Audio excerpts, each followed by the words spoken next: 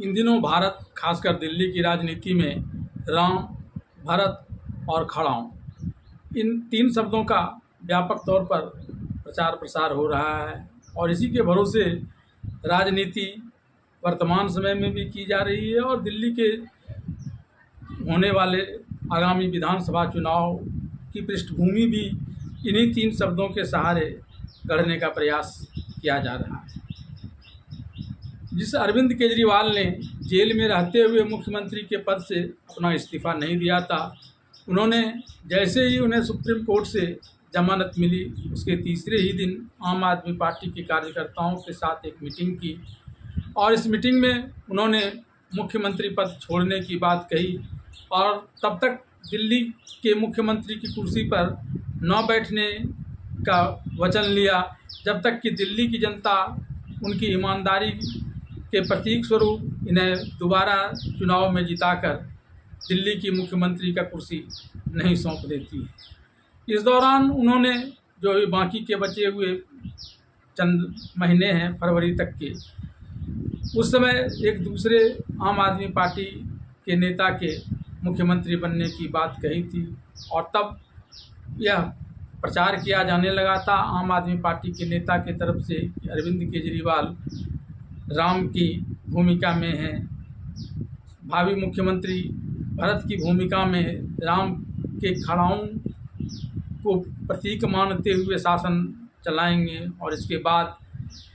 अरविंद केजरीवाल ने आतिशी का नाम मुख्यमंत्री के रूप में प्रस्तावित किया और साथ ही अपना इस्तीफा भी एलजी को सौंप दिया और इसके बाद आतिशी मुख्यमंत्री बन गई। मुख्यमंत्री बनने के बाद उन्होंने इस बात को बहुत प्रचारित किया कि वे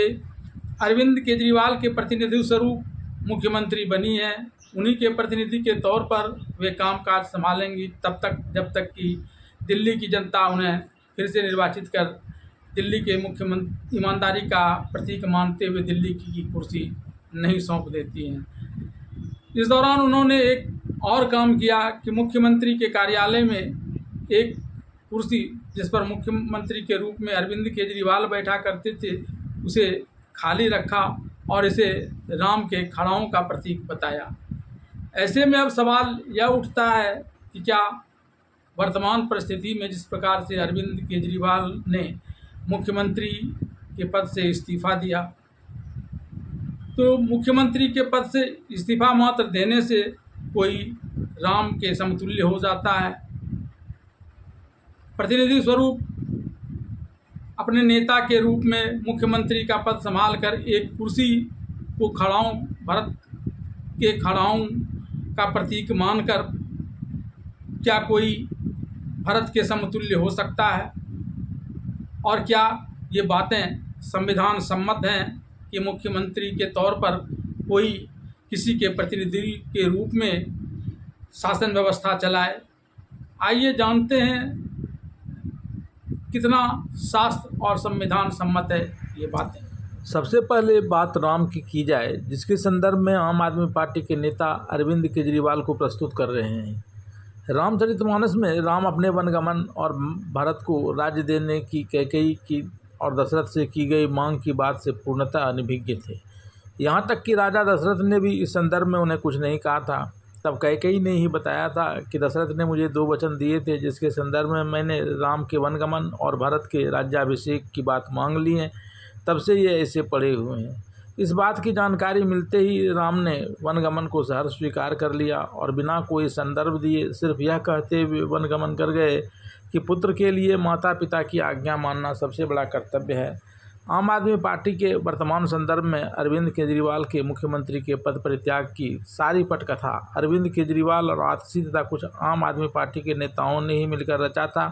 तथा अरविंद केजरीवाल राजनीति में ही अपनी चालें चल रहे हैं। बात आतिशी के भरत की प्रतिमूर्ति के रूप में की जाए तो जिस भरत की विशालता को उसे जन्म देने वाली माता कैकेयी नहीं समझ सकी और राम के वनगमन और भरत को राज्याभिषेक जैसा वरदान मांगकर अपना सुहाग मिटा लिया, जो भरत पिता के श्राद्ध कर्म के पश्चात सिंहासन को ठुकराकर अपने प्रिय राम को लिवाने वन चल दिए, जिससे आम लोगों को ही नहीं वरन देवताओं तक को यह भ्रम हो गया कि भरत राम को मारकर अयोध्या का अकंटक राजा बनना चाहते हैं। और जब वे भरत से मिलते हैं और उन्हें भरत की राम भक्ति और निश्चलता का प्रमाण मिलता है तो फिर वे भरत के प्रति कुछ गलत सोचने के लेकर के अपना पश्चाताप करते हैं। उस आतिशी या आम आदमी पार्टी के नेता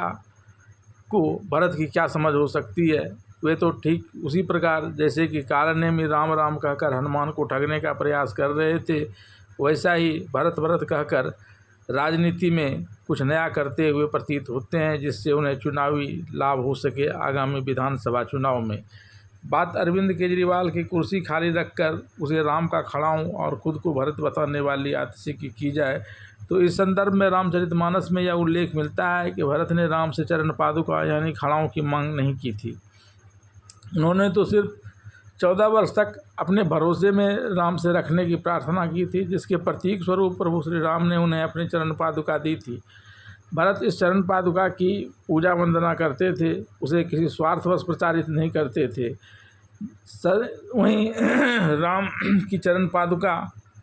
राम का अपना व्यक्तिगत चीज़ था, कोई सार्वजनिक नहीं, जबकि अरविंद केजरीवाल की कुर्सी एक सार्वजनिक पद की कुर्सी है और आतिशी उसे खाली रखकर बार बार इस बात की दुहाई दे रही है कि ये कुर्सी तब तक खाली रहेगी जब तक कि अरविंद केजरीवाल वापस मुख्यमंत्री नहीं बन जाते हैं। आतिशी भरत की पर्याय हो सकती है या नहीं, इसे इस बात से भी समझा जा सकता है कि भरत ने कभी राजपद ग्रहण नहीं किया था, जबकि आतिशी ने मुख्यमंत्री का पद ग्रहण कर लिया है, भले ही वह प्रॉक्सी मुख्यमंत्री ही क्यों न हो।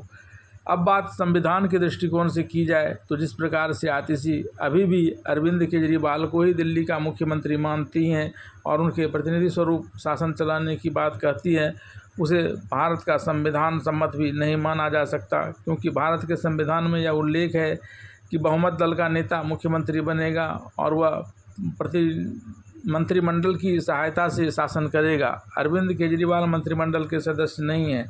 ऐसे में अरविंद केजरीवाल के प्रतिनिधि के रूप में जिस प्रकार उनके द्वारा शासन चलाने की बात की जाती है, इसका उल्लेख संविधान में नहीं है। यह जरूर है कि संविधान में इसे लेकर कोई स्पष्ट उल्लेख नहीं है कि वह किसी के प्रतिनिधि स्वरूप मुख्यमंत्री का कार्यभार संभाल सकती हैं। नहीं, इसी का फ़ायदा आतिशी और आम आदमी पार्टी के नेता उठा रहे हैं। साथ ही मुख्यमंत्री बनने के बाद पद और गोपनीयता की शपथ ली जाती है। ऐसे में अगर अरविंद केजरीवाल के प्रतिनिधि स्वरूप आतिशी शासन व्यवस्था चलाएंगी तो मुख्यमंत्री के पद और गोपनीयता की ली हुई शपथ का उल्लंघन होगा, क्योंकि हर बातों की जानकारी पहले ही से अरविंद केजरीवाल को हो जाएगी।